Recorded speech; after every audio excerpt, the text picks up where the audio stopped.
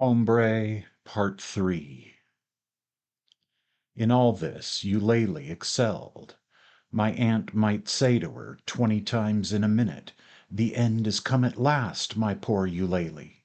20 times Eulalie would retort with, "Knowing your illness as you do, Madame Octave, you will live to be 100, as Madame Sazerin said to me only yesterday."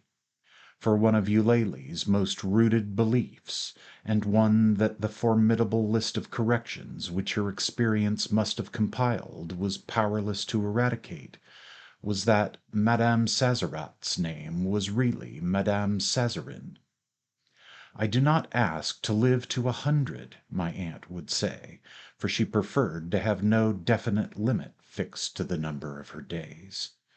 And since, besides this, Eulalie knew, as no one else knew, how to distract my aunt without tiring her, her visits, which took place regularly every Sunday, unless something unforeseen occurred to prevent them, were for my aunt a pleasure the prospect of which kept her on those days in a state of expectation, appetizing enough to begin with, but at once changing to the agony of a hunger too long unsatisfied if Eulalie were a minute late in coming. For if unduly prolonged, the rapture of waiting for Eulalie became a torture, and my aunt would never cease from looking at the time and yawning and complaining of each of her symptoms in turn. Eulalie's ring, if it sounded from the front door at the very end of the day when she was no longer expecting it, would almost make her ill. For the fact was that on Sundays she thought of nothing else than this visit, and the moment that our luncheon was ended, Françoise would become impatient for us to leave the dining room so that she might go upstairs to occupy my aunt. But, and this more than ever from the day on which fine weather definitely set in at Combray, the proud hour of noon, descending from the steeple of Saint Hilaire, which it blazoned for a moment with the 12 points of its sonorous crown, would long have echoed about our table beside the holy bread, which, too, had come in after church in its familiar way, and we would still be found seated in front of our Arabian Nights plates, weighed down by the heat of the day, and even more by our heavy meal.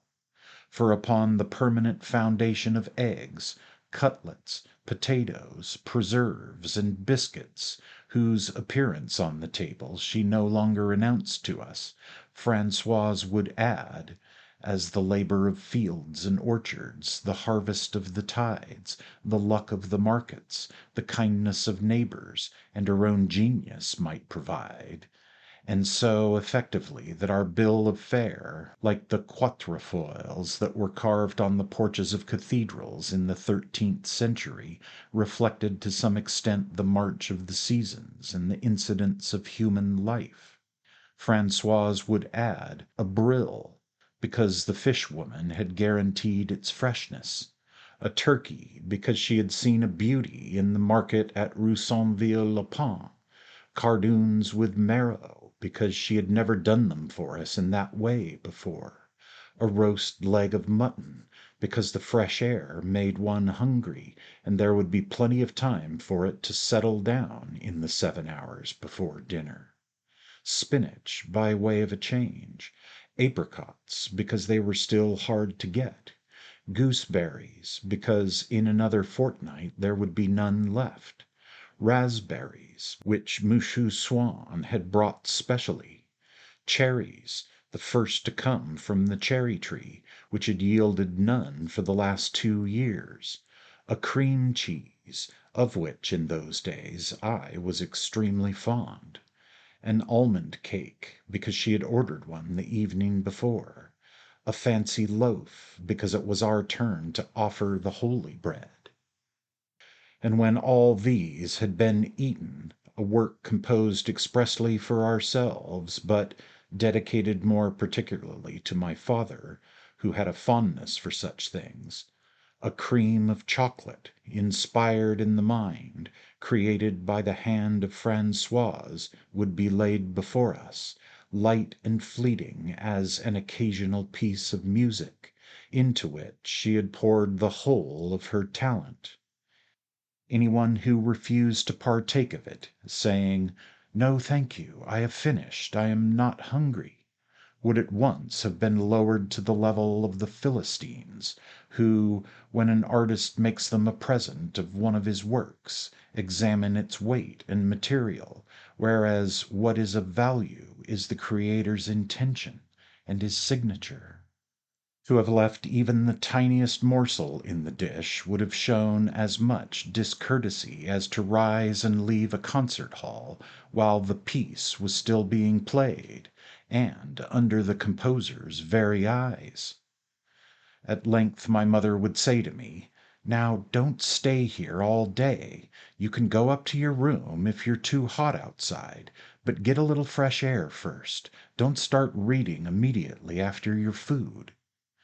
And I would go and sit down beside the pump and its trough, ornamented here and there, like a Gothic font, with a salamander, which modelled upon a background of crumbling stone the quick relief of its slender allegorical body.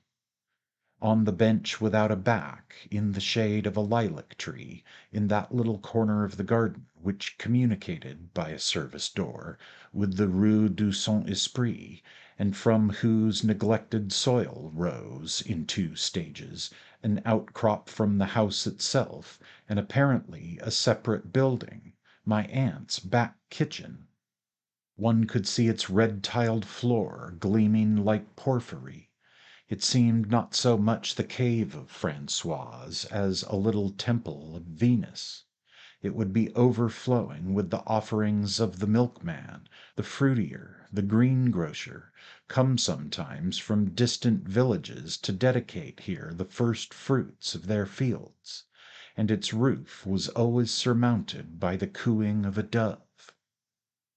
In earlier days I would not have lingered in the sacred grove which surrounded this temple, for, before going upstairs to read, I would steal into the little sitting room which my uncle Adolphe, a brother of my grandfather and an old soldier who had retired from the service as a major, used to occupy on the ground floor, a room which, even when its opened windows let in the heat, if not actually the rays of the sun, which seldom penetrated so far, would never fail to emit that vague and yet fresh odor, suggesting at once an open air and an old-fashioned kind of existence, which sets and keeps the nostrils dreaming when one goes into a disused gun-room.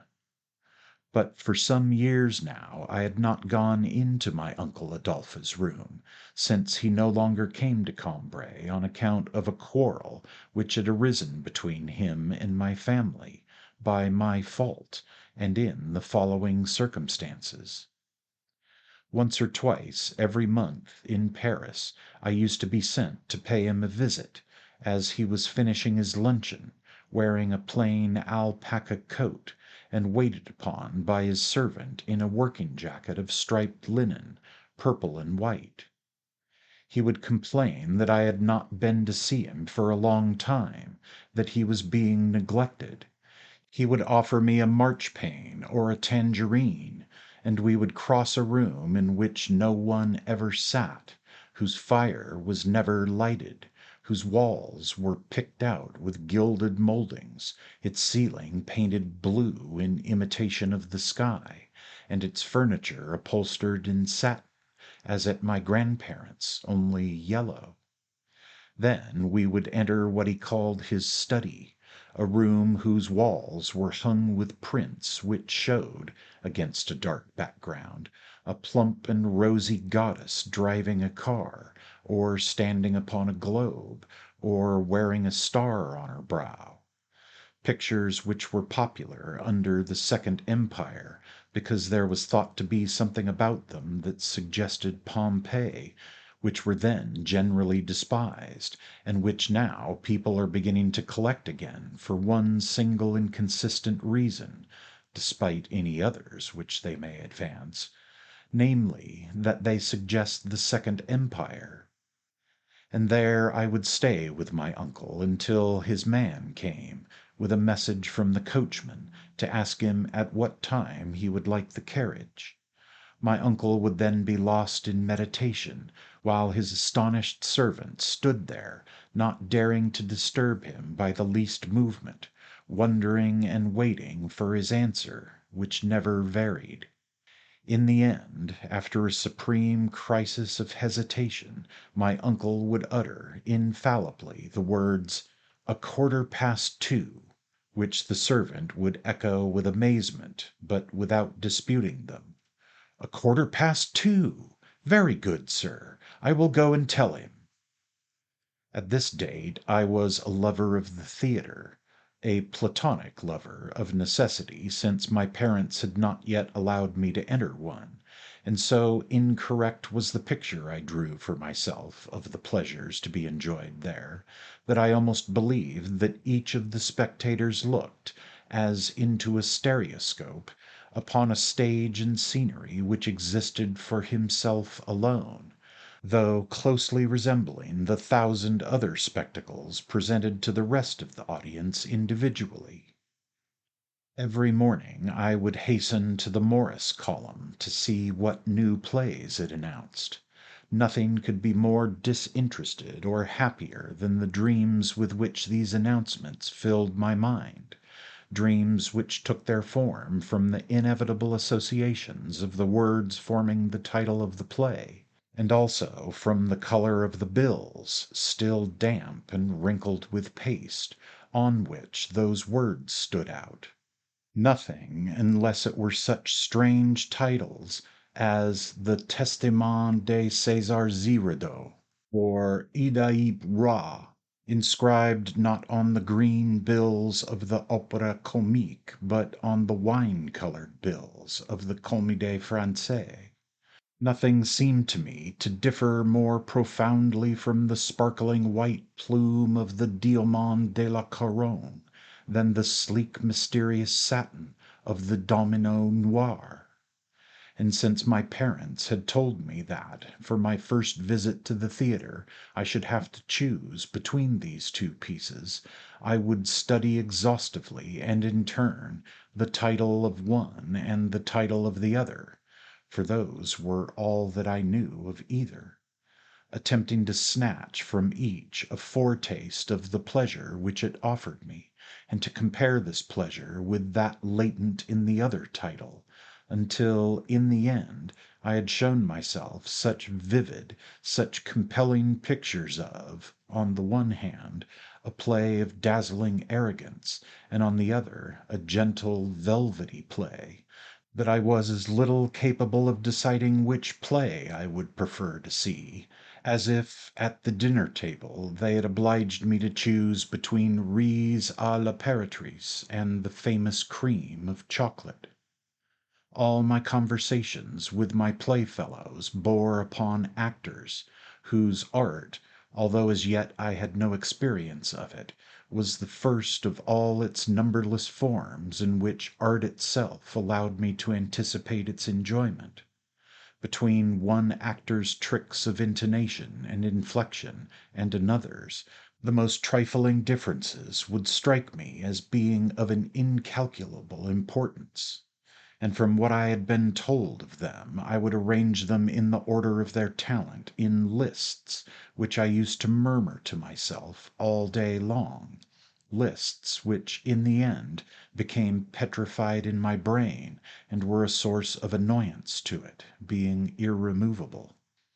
And later, in my school days, whenever I ventured in class, when the master's head was turned, to communicate with some new friend, I would always begin by asking him whether he had begun yet to go to theatres, and if he agreed that our greatest actor was undoubtedly Gott, our second Delaunay, and so on, and if, in his judgment, Febvre came below Tyron, or Delaunay below Coquelin, the sudden volatility which the name of Coquelin, forsaking its stony rigidity, would engender in my mind, in which it moved upwards to the second place, the rich vitality with which the name of Delaunay would suddenly be furnished to enable it to slip down to fourth, would stimulate and fertilize my brain with a sense of budding and blossoming life.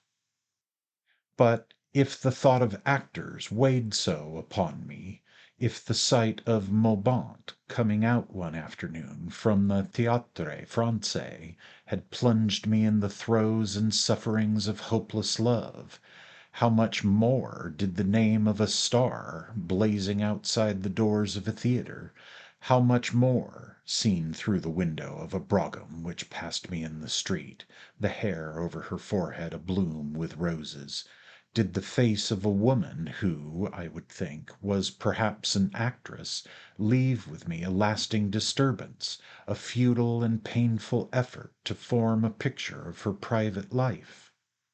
I classified, in order of talent, the most distinguished: Sarah Bernhardt, Burma, Bartet, Madeleine Brohan, Jeanne Samari. But I was interested in them all.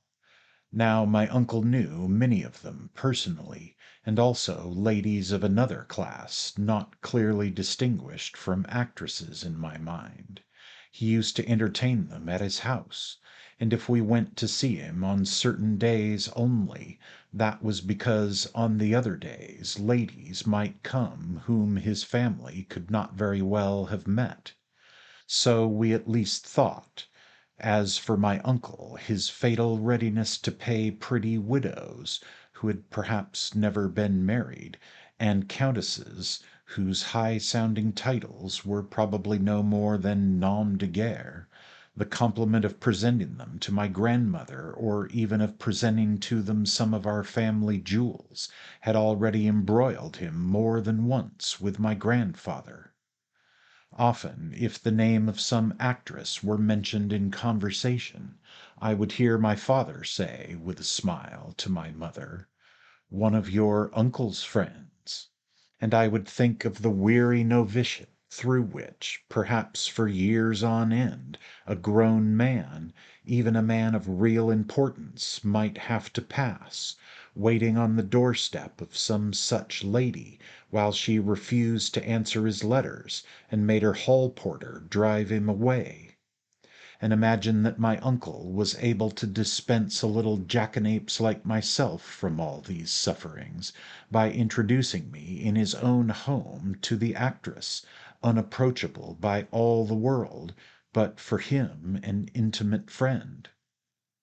And so, on the pretext that some lesson, the hour of which had been altered, now came at such an awkward time that it had already more than once prevented me, and would continue to prevent me, from seeing my uncle, and so, one day, not one of the days which he set apart for our visits, I took advantage of the fact that my parents had had luncheon earlier than usual.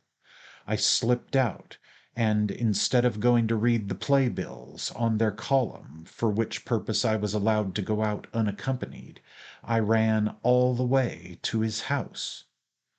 I noticed before his door a carriage and pair, with red carnations on the horse's blinkers and in the coachman's buttonhole. As I climbed the staircase I could hear laughter and a woman's voice, and as soon as I had rung, silence and the sound of shutting doors. The manservant who let me in appeared embarrassed, and said that my uncle was extremely busy and probably could not see me. He went in, however, to announce my arrival, and the same voice I had heard before said, "Oh yes, do let him come in, just for a moment. It will be so amusing. Is that his photograph there on your desk? And his mother, your niece, isn't she, beside it? The image of her, isn't he? I should so like to see the little chap just for a second." I could hear my uncle grumbling and growing angry. Finally the manservant told me to come in. On the table was the same plate of marchpane that was always there. My uncle wore the same alpaca coat as on other days, but opposite to him, in a pink silk dress with a great necklace of pearls about her throat, sat a young woman who was just finishing a tangerine. My uncertainty whether I ought to address her as Madame or Mademoiselle made me blush, and not daring to look too much in her direction, in case I should be obliged to speak to her, I hurried across to kiss my uncle. She looked at me and smiled. My uncle said, "My nephew," without telling her my name or telling me hers, doubtless because, since his difficulties with my grandfather, he had endeavored as far as possible to avoid any association of his family with this other class of acquaintance. "How like his mother he is!" said the lady. "But you have never seen my niece except in photographs," my uncle broke in quickly with a note of anger. "I beg your pardon, dear friend. I passed her on the staircase last year when you were so ill. It is true I only saw her for a moment, and your staircase is rather dark, but I saw well enough to see how lovely she was. This young gentleman has her beautiful eyes, and also this," she went on, tracing a line with one finger across the lower part of her forehead. "Tell me," she asked my uncle, "is your niece Madame? Is her name the same as yours?" "He takes most after his father," muttered my uncle, who was no more anxious to effect an introduction by proxy in repeating mamma's name aloud than to bring the two together in the flesh. "He's his father all over, and also like my poor mother." "I have not met his father, dear," said the lady in pink, bowing her head slightly, "and I never saw your poor mother. You will remember it was just after your great sorrow that we got to know one another." I felt somewhat disillusioned, for this young lady was in no way different from other pretty women whom I had seen from time to time at home, especially the daughter of one of our cousins, to whose house I went every New Year's Day, only better dressed. Otherwise my uncle's friend had the same quick and kindly glance, the same frank and friendly manner. I could find no trace in her of the theatrical appearance which I admired in photographs of actresses, nothing of the diabolical expression which would have been in keeping with the life she must lead. I had difficulty in believing that this was one of those women, and certainly I should never have believed her one of the smart ones had I not seen the carriage and pair, the pink dress, the pearly necklace, had I not been aware, too, that my uncle knew only the very best of them. But I asked myself how the millionaire who gave her her carriage and her flat and her jewels could find any pleasure in flinging his money away upon a woman who had so simple and respectable an appearance. And yet, when I thought of what her life must be like, its immorality disturbed me more, perhaps, than if it had stood before me in some concrete and recognizable form, by its secrecy and invisibility, like the plot of a novel, the hidden truth of a scandal which had driven out of the home of her middle-class parents and dedicated to the service of all mankind, which had brought to the flowering point of her beauty, had raised to fame or notoriety this woman, the play of whose features, the intonations of whose voice, like so many others I already knew, made me regard her, in spite of myself, as a young lady of good family, her who was no longer of a family at all. We had gone by this time into the study, and my uncle, who seemed a trifle embarrassed by my presence, offered her a cigarette. "No, thank you, dear friend," she said. "You know I only smoke the ones the Grand Duke sends me. I tell him that they make you jealous." And she drew from a case cigarettes covered with inscriptions in gold in a foreign language. "Why, yes," she began again suddenly. "Of course I have met this young man's father with you. Isn't he your nephew? How on earth could I have forgotten?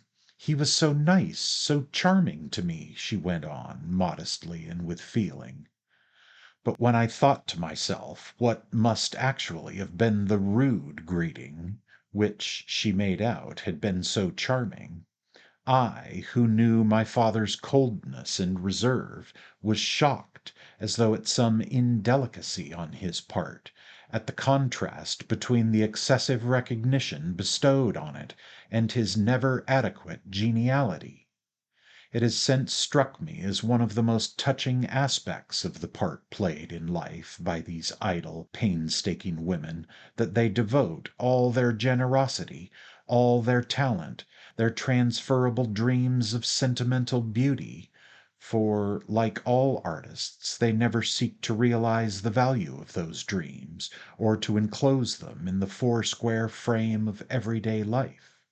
Their talent, their dreams of beauty, and their gold, which counts for little, to the fashioning of a fine and precious setting for the rubbed and scratched and ill-polished lives of men. And just as this one filled the smoking room, where my uncle was entertaining her in his alpaca coat, with her charming person, her dress of pink silk, her pearls, and the refinement suggested by intimacy with a grand duke, so in the same way she had taken some casual remark by my father, had worked it up delicately, given it a turn, a precious title, set in it the gem of a glance from her own eye, a gem of the first water, blended of humility and gratitude, and so had given it back transformed into a jewel, a work of art, into something altogether charming. "Look here, my boy, it is time you went away," said my uncle. I rose. I could scarcely resist a desire to kiss the hand of the lady in pink, but I felt that to do so would require as much audacity as a forcible abduction of her. My heart beat loud while I counted out to myself, "Shall I do it? Shall I not?"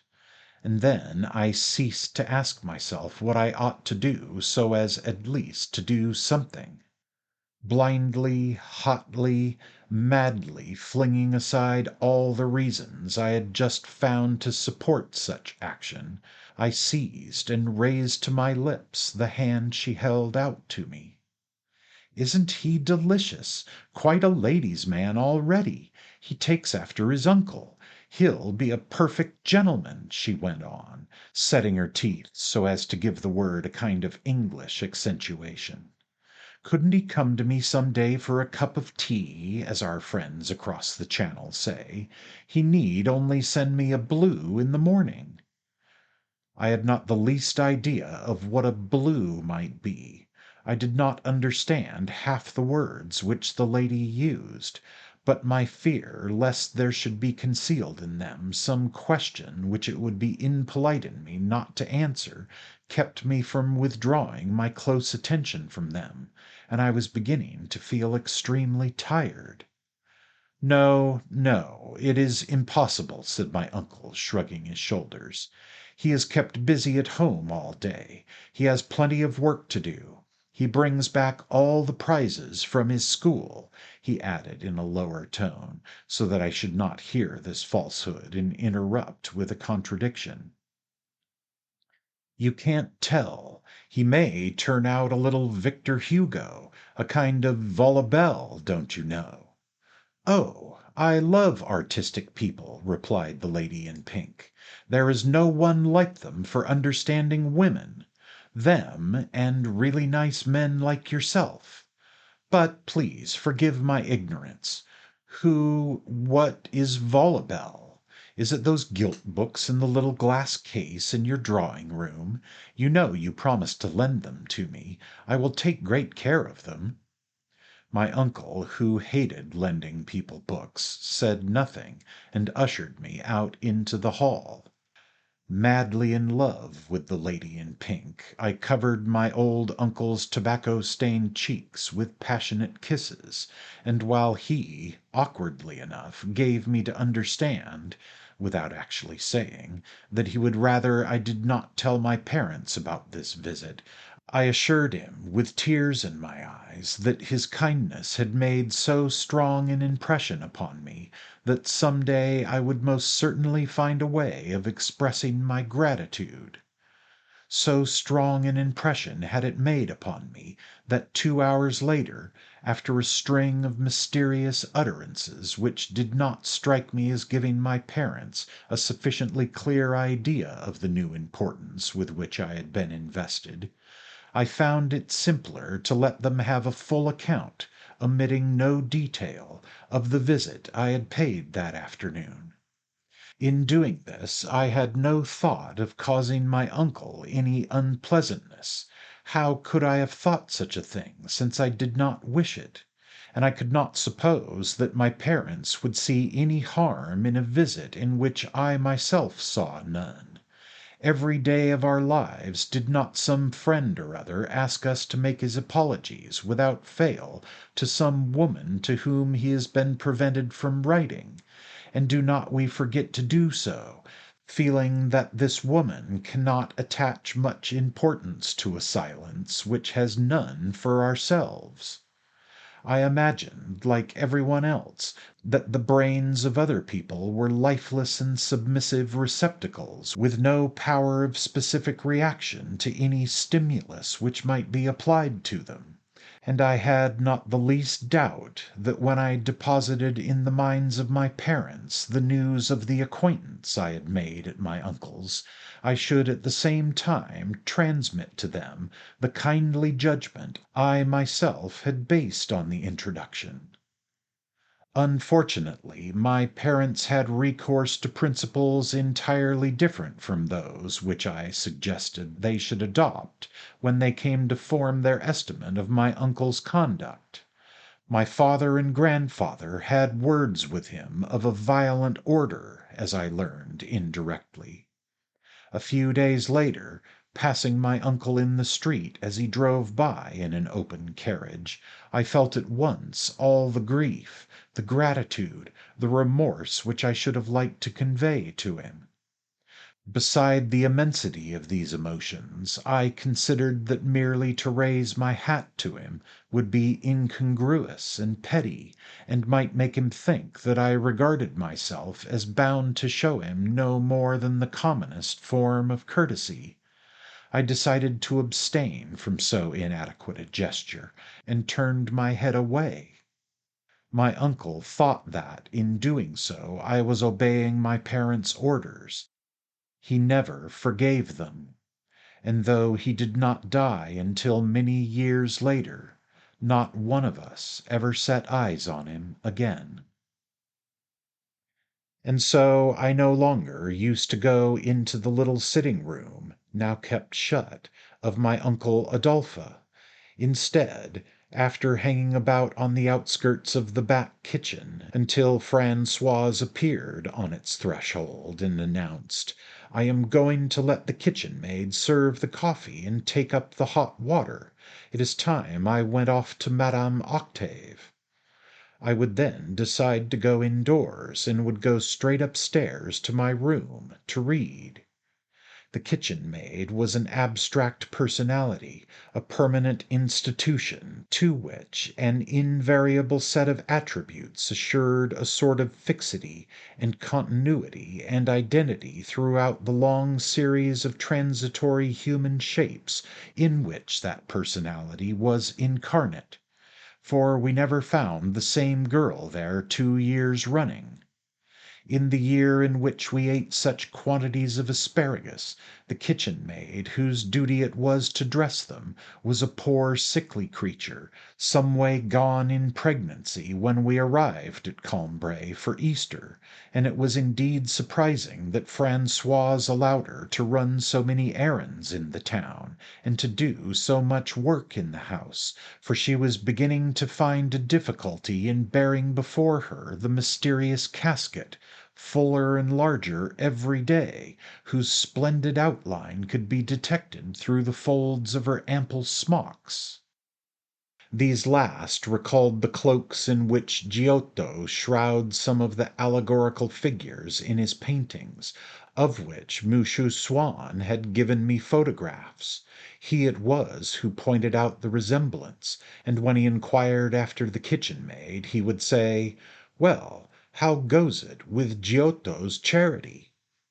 And indeed the poor girl, whose pregnancy had swelled and stoutened every part of her, even to her face, and the vertical squared outlines of her cheeks, did distinctly suggest those virgins, so strong and mannish as to seem matrons rather, in whom the virtues are personified in the Arena Chapel. And I can see now that those virtues and vices of Padua resembled her in another respect as well.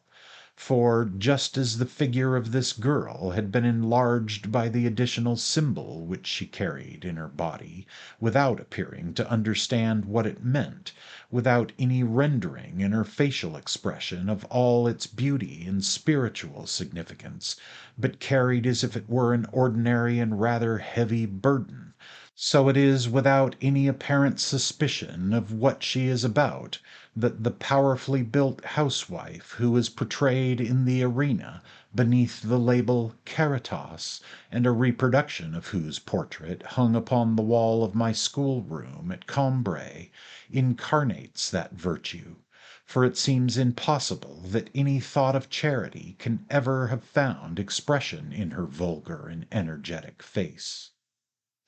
By a fine stroke of the painter's invention, she is tumbling all the treasures of the earth at her feet, but exactly as if she were treading grapes in a wine-press to extract their juice, or, still more, as if she had climbed on a heap of sacks to raise herself higher. And she is holding out her flaming heart to God, or shall we say, handing it to him, exactly as a cook might hand up a corkscrew through the skylight of her underground kitchen to someone who had called down to ask her for it from the ground level above. The invidia, again, should have had some look on her face of envy. But in this fresco, too, the symbol occupies so large a place and is represented with such realism. The serpent hissing between the lips of envy is so huge, and so completely fills her wide-opened mouth, that the muscles of her face are strained and contorted, like a child's who is filling a balloon with his breath. And that envy, and we ourselves for that matter, when we look at her, since all her attentions and ours are concentrated on the action of her lips, have no time almost to spare for envious thoughts.